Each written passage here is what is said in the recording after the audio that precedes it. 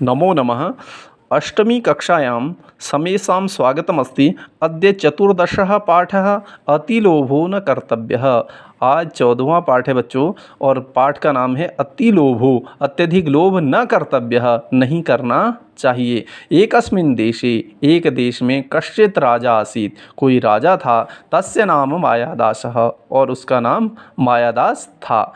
अतिलुब्धः, अत्यधिक लोभी। सः दरिद्रः इव जीवितं नयति स्म, और वह अत्यधिक लोभी, वह दरिद्रों की तरह जीवन जीता था। एकदा कोपि मुनिः, एक बार कोई मुनि मायादासस्य प्रासादम आगच्छत, एक बार कोई मुनि मायादास की प्रासादम यानी महल में आगच्छत यानी आए।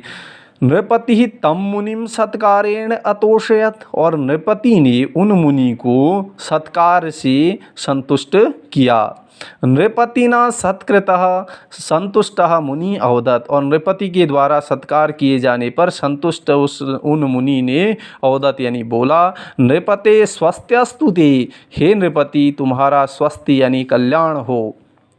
अभीष्टम, अभीष्टम वरम वरय, और अपने मनवांछित वर को तुम मांग लो। इति मुनिनेव उक्तः, और मुनि के द्वारा बोले जाने पर सह भूपति लोभेन प्रेरितः, मुनि के द्वारा ऐसा बोले जाने पर वह राजा लोभ से प्रेरित होकर के, लोभी बन करके वरम अयाचत, वर मांगने, वर को मांगा। क्या मांगा? मया स्पृश्यमानाः पदार्थाः सौवर्णाः भवन्तु इति, और मेरे द्वारा जो स्पर्श की हुई वस्तुएं हैं वे सोने की हो जाएं, ऐसा वर मांगा। तथास्तु इति उक्त्वा, तथास्तु ऐसा बोल करके मुनि अंतर्हितः, और मुनि ऐसा बोल करके वहाँ से अंतर्हितः यानी वहाँ से अंतर्ध्यान हो गए, गायब हो गए।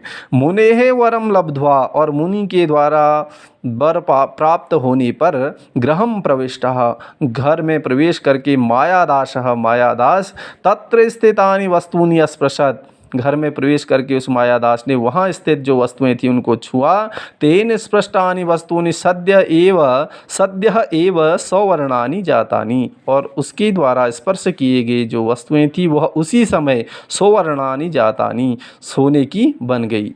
तद्दृष्ट्वा सह नितराम अतुष्यत, और वह देख करके वह अत्यधिक संतुष्ट हुआ। ततः तस्य महती पिपासा जाता, इसके बाद उसको अत्यधिक महती यानी अत्यधिक पिपासा जाता, प्यास लग गई। सह जलम पातुम उद्यतः अभवत, और वह जल पीने के लिए उद्यतः यानी तैयार हुआ। तेन स्पृष्टम जलमपि सुवर्ण पिंडम अभवत, और उसके द्वारा स्पर्श किया गया जल भी सोने के पिंड के समान, सोने के गोले के समान हो गया। साधुक्तम नमृषा भवति, और साधु के द्वारा बोला गया वाक्य कभी मिथ्या नहीं होता है। तस्मिन् अवसरे, उसी अवसर पर राजकुमारी कुसुम मंजरी आदाय तत्र आगता, उसी अवसर पर राजकुमारी कुसुम मंजरी यानी फूलों का गुच्छा लेकर के आदाय तत्र आगता, वहाँ आ गई। पितः अतीव सुंदराणि मानी कुसुमानी, हे पिताजी ये बहुत सुंदर पुष्प हैं। इति च अवदत, और ऐसा वह बोली। नृपति ताम मंजरीम करेण स्पृशत, और नृपति ने उस मंजरी को, जो फूलों की मंजरी थी, जो पुष्प का गुच्छा था, उसको अपने करेण स्पृशत, अपने हाथों से स्पर्श किया। तेन स्पृष्टा मंजरी सुवर्णमयी जाता, और उसके द्वारा स्पर्श की गई जो मंजरी थी वह भी सोने की बन गई। तद्दृष्ट्वा, वह देख करके कुमारी दुखिता अभवत, कुमारी दुखी हुई। सुताम समाश्वासितुम प्रवृत्तः, अपनी पुत्री को संतुष्ट करने के लिए, मनाने के लिए प्रवृत्त होने लगा वह राजा मायादास। और ताम अंके उपवेशयति स्म, उसे अपनी गोदी में बिठाता है। हंत, तुरंत ही क्या होता है, कुमारी सुवर्ण प्रतिमा संजाता, और वह कुमारी सोने की प्रतिमा बन जाती है। मायादासः शोकेन उच्चै व्यलपत, और मायादास शोक से जोर से चिल्लाने लगा। तदा भाग्यात् स एव मुनि नृपतेः पुरतः प्रत्यक्षः अभवत, और इसके बाद भाग्य से ही वह मुनि उसके सामने, उस मायादास के सामने प्रत्यक्ष हो गए, प्रकट हो गए। मायादासः तम प्रणम्य, और मायादास ने उनको प्रणाम करके बोले, मायादास बोला, महर्षे कृपया दत्तम वरम निवर्तयतु, हे मुनि आप, हे महर्षि आप कृपया जो दिया हुआ वर है उसको वापस ले लीजिए।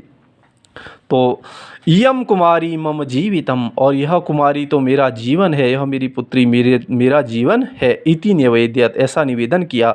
महर्षि अवदत्त मायादास, महर्षि ने बोला, हे मायादास, त्वया सुवर्णस्य महत्वं गणितम, तुमने सोने के महत्व को जाना। वस्तुतः तत्तुच्छम, और यह तो वस्तुतः सामान्य रूप से यह तो तुच्छ होता है सोना। उद्यानात जलम आनय, और अपने बगीचे से जल ले आओ। तेन जलेन सिक्तानि वस्तूनि पूर्वावस्थां प्राप्स्यन्ति, और उस जल से जो स्पर्श की हुई वस्तुएं होंगी वह पूर्वावस्थां प्राप्स्यन्ति, वह अपने पहले जैसी ही हो जाएंगी। इति उक्त्वा मुनि तत्रैव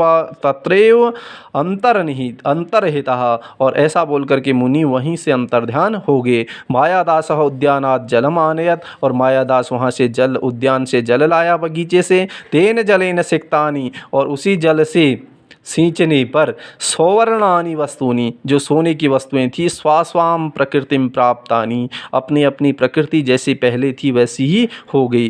राजकुमार्य